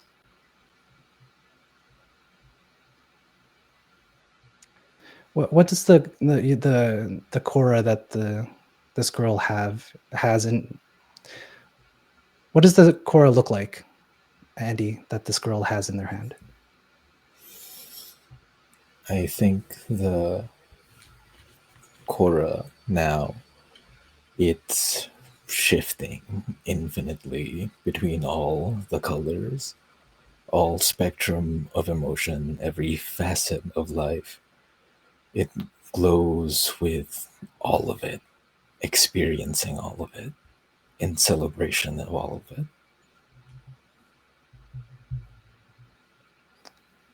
What do the three of you do?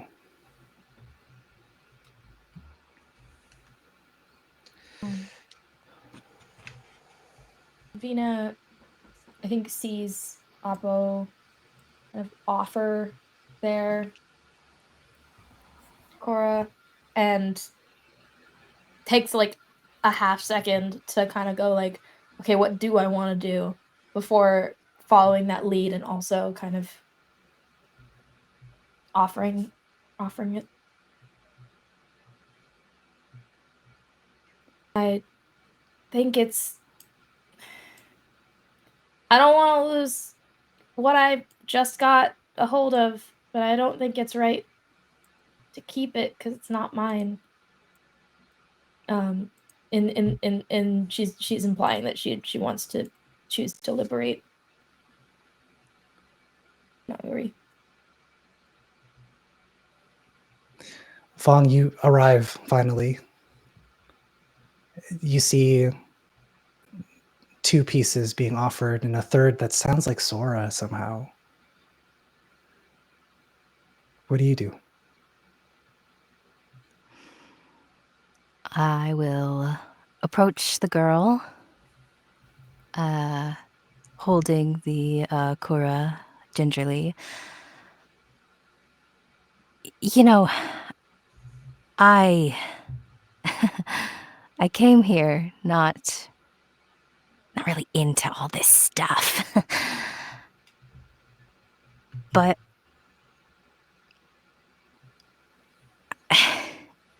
it's incredible what this place has done. I feel like I'm home.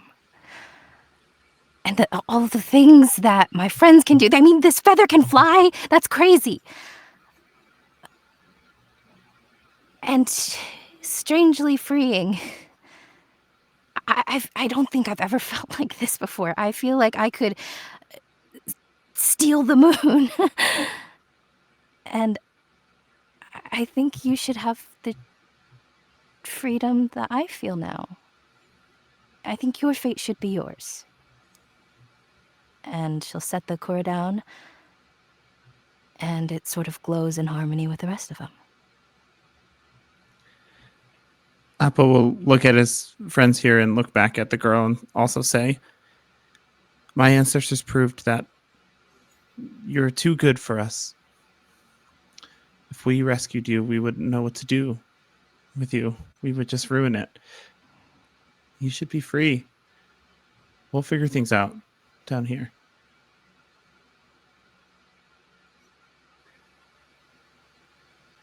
The Korra that you offer glow, resplendent and prismatic, varies in color and shade and vibrancy. The song that Sora's soul is singing, the passing words, resonates, and the chrysalis cracks. we can stop the timer here.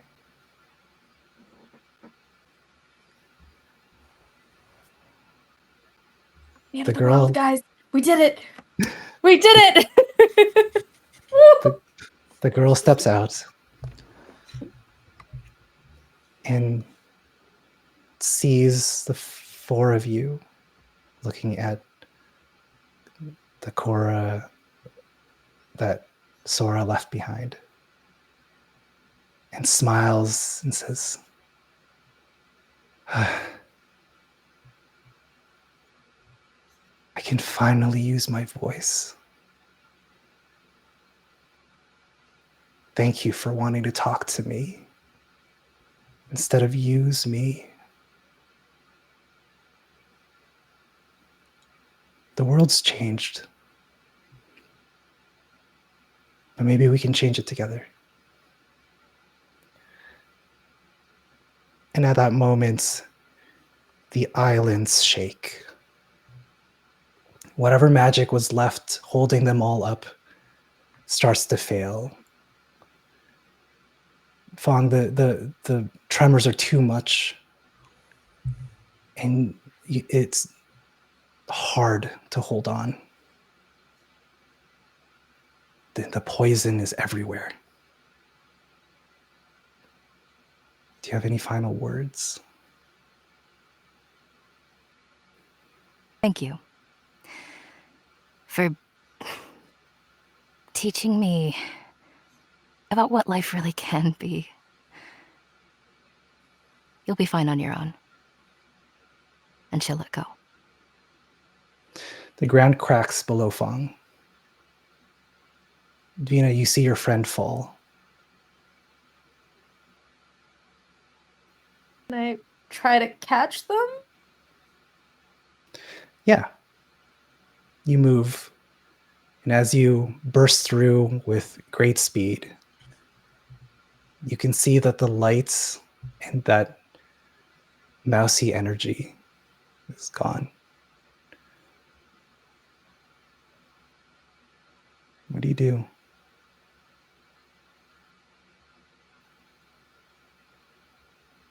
Hold them sadly?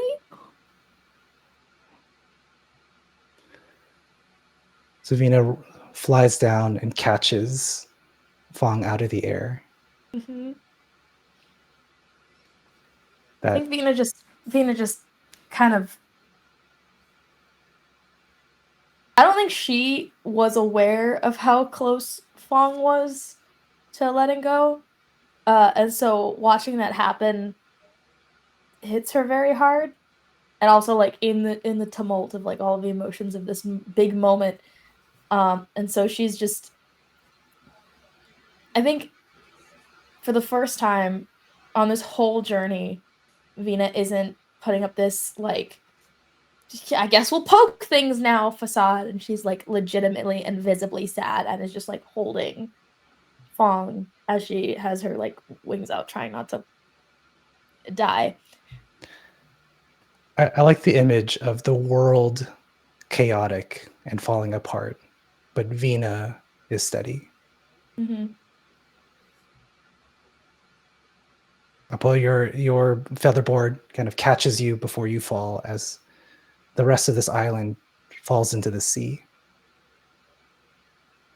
You see the young girl, Inang Ori, smile at all of you and fall backwards into the water. As from the shore, a crowd is gathered. The royal family looks out from their grand palace, the poor fishermen from their boats. A young kid who has been running errands and messages for the Rakshasi peeks out from behind these intimidatingly large humans. And all of them see an island fall apart and drown into the sea. They see two people on something floating in the air. one of them holding another. They see one fall into the water, and a moment later, a moth appears. Giant. It has the body of a wolf, the head of a deer. It dwarfs the Van Ori. And on the tip of its antlers, Vina and Apo, you swear you can see a little mouse and your friend covered in rainbow. As Inang Ori calls to her children and offers them another home.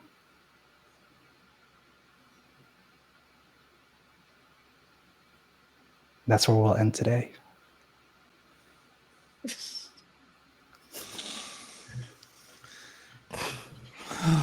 Ow!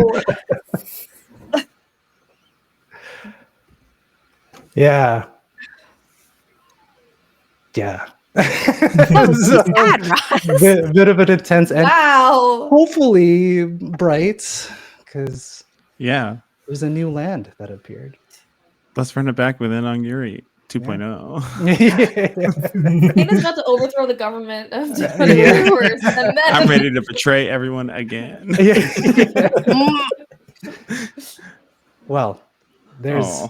lots to process here, but the big thing that we want to say before we sign off for today is thank you for being here with us in this journey, for all of these episodes, for helping us build this world, and for helping us see what it means to live in a world that is fractured and broken and distant and lost, but bright and possible.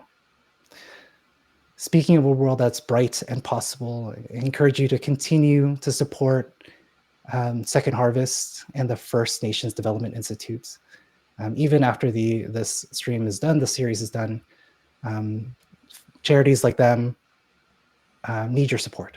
So please continue to speak about them, retweet them, give attention, give dollars, and do what you can.